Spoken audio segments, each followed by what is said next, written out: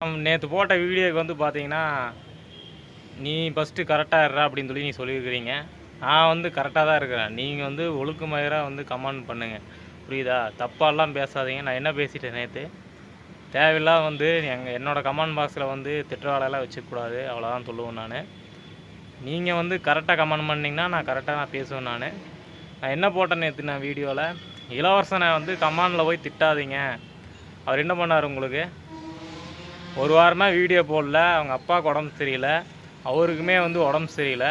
ஒரு வாரமாக காய்ச்சல், வயிற்று வலி, நிறையா பிரச்சனை. அந்த ஒரு வாரம் 2 வாரத்துலேயே நிறையா பிரச்சனை வந்துருச்சு. கரெக்டாக வந்து அவர் வந்து மருந்து வந்து இப்போ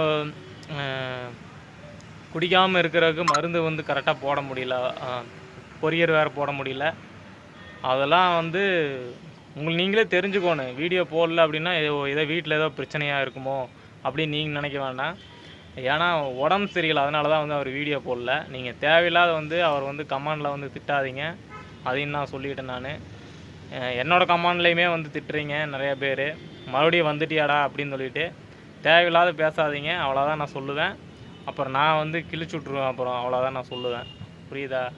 தேவையில்லாத வந்து என்னை வந்து பேடாக திட்டுறதோ, இளவரசனை பேடாக திட்டுறதோ இருக்கக்கூடாது.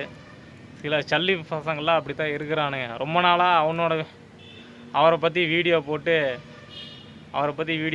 பேசிகிட்டு இருக்கிறானுங்க. நீ வந்து கமாண்டில் மட்டும் திட்டுங்கடா, இதுக்கு மேலே இருக்குது உங்களுக்கு. அவ்வளோதான். புரியுதுங்களா?